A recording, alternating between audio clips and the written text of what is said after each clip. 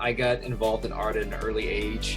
Hmm. Um, my mom, when I was very young, we moved to a town in northern Missouri, and we lived in a little trailer. And while my dad was at work, my mom and I would sit in there and we would draw. Sure. And from that got me to, I started noticing comic books because my dad introduced me to the old Batman and Robin TV show. Sure. And I remember. yeah, so that kind of got me into comics as a kid. I knew who superheroes were. I wasn't really collecting books, but I just had an Sure. awareness of who they were. And Sure. Saturday morning cartoons were obviously huge. I loved watching Saturday morning cartoons. It's terrible they got rid of that. I just I it's a know, it's insane. tragedy. Our kids, they can have whatever show they want on demand now. And I remember you did get, Anticipation of getting your cereal at 6 yes, a.m. or whatever, and yeah, you'd get up at 6:30, get that bowl of cereal, and be glued in front of the TV until 11 o'clock. Um, good times. yeah, it's crazy how things have changed. But it wasn't until I was I think it was about eighth grade. Um, I discovered the Savage Sword of Conan magazine at the grocery store while I was Sure. there with my mom while she was getting groceries, and that magazine blew me away. It was a huge book compared to a normal comic book, and everything in it was black and white, and they had this great art gallery at the end of it. And I would just try and copy those drawings out of that magazine as much as I could. And Sure. then a friend of mine, once I got in high school, um, he told me that our town had a comic book store, and I was like, "What? Are you kidding me?" I had no idea. And once I visited this really small comic book store, I was hooked. It was just Sure. the colors and the action and everything Yep. that were in Yep. comics. And um, I thought I wanted to be a comic book artist. Then as you grow up, you get involved in different things. I got heavily involved in sports. I ended up going to college, and I was a swimmer on a swim team for 4 years. Okay. But I majored in graphic design because I thought, well, this is a way I can keep that love for art going Creative while fit. I'm Sure. Absolutely. doing other things. And I kind of fell into that. I wouldn't say frame of mind, but uh, my parents were saying, you got to think about how you're going to make a living, and Mm-hmm. um, are you going to be able to do that by doing comic Mm-hmm. books? And I had no idea how to take the steps to become an actual comic book artist and what that Absolutely. took, what that meant. So I went the graphic design route, which actually turned out to be great. I work full time now as an art director at a Okay. creative agency, and we work mainly with like entertainment type of stuff. Okay. But there's always been that part of me that says I want Yeah. to do my own thing. I want to draw. I want to tell stories through the medium of comic books or through that type of story structure. Sure. So Well, it not was to interrupt you, but did you feel that like illustrations of your of that interest in comic books and that sort of thing overlaps with your graphics design at all, or is that two there were separate things, or where do you see that? Not to. For me personally, it was two separate things because it just there's so many different avenues in graphic design that you can go. Mm-hmm. And the type of design that I was doing didn't really need that type of ability. And there were Sure. a few times here and there where I could, Sure. use that. And Sure. I always was trying to like find a way to get that in there because that's what I enjoy doing. Sure. And but it all depends. It depends on the project. I mean, Yeah. I've worked full time. I've done freelance my career. I had my own business as a few years, and everything always came back to me wanting to draw and Yeah. wanting to tell stories with my drawings. Yeah. And a That couple of years sequential ago, side of it. yes, Yeah. exactly. Actually, I think it was about 4 years ago. I was freelancing, and my Mm-mm. client wanted to know if I could do a motion comic. And of course I was like, yeah, I can do that. And I, had no idea about, I had seen them, but I didn't Sure. know if I could do it or not. But I was like, I've got to try it. Yeah. And I ended up doing it. The client loved it. Everything worked out. And for about 5 to 6 weeks, I was living the dream. I was getting paid to draw this, comic book, and it just relit all these fires that I had, about drawing comics. And since I did that project, I've been trying to find a way to make my own Sure. books. Sure. Um, and I started running Dirt Publishing, on the side. Uh-huh. And I self-published a children's book last year. And Mm-hmm. a friend of mine wrote it, and I hired a composer, and I made it a motion book, and it Yep. was turned out really nice. Put it up on Apple Books, and quickly discovered that marketing is key, Yeah. because if you don't have that audience, Sure.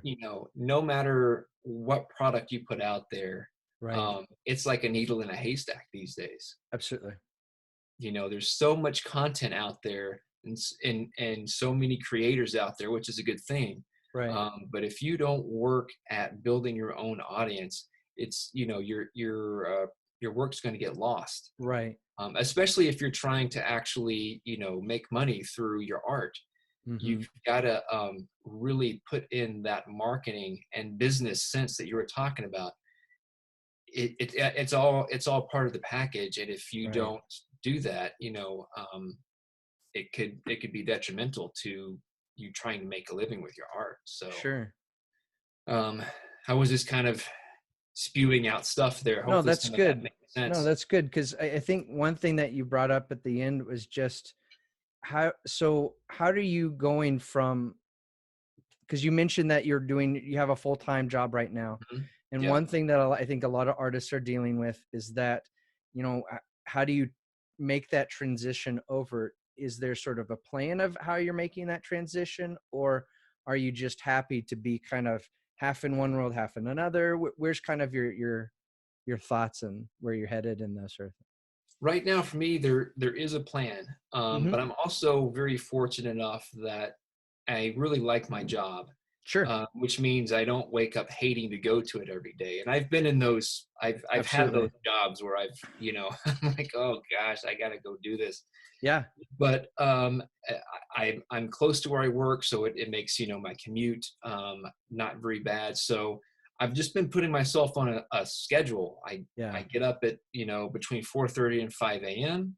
I work Rockstar. Wow. until my kids my kids wake up, and then depending upon what day it is, my wife and I take turns taking the kids to school. Sure. Um, I try and get as much work in before I go to work as I can, because when I get home from work, it's picking up or taking the kids to their sports activities, homework, Mm-hmm. things like that. And by the time everything settles down, I'm wiped out. Sure. So I've just found that I work better getting up really early in the morning.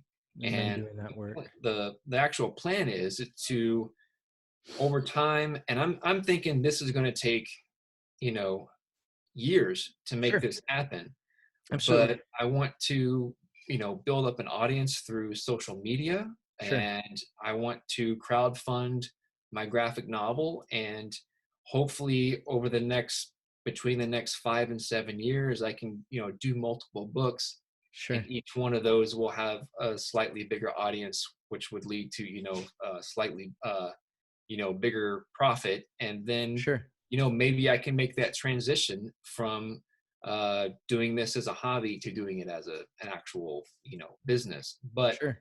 um, I've left the work world before and tried my own business before, and so I feel like I have a much better understanding of what I'm in for when I do that. So I'm taking steps this time that I didn't take, earlier in my career, and so I'm hoping that will, that'll help.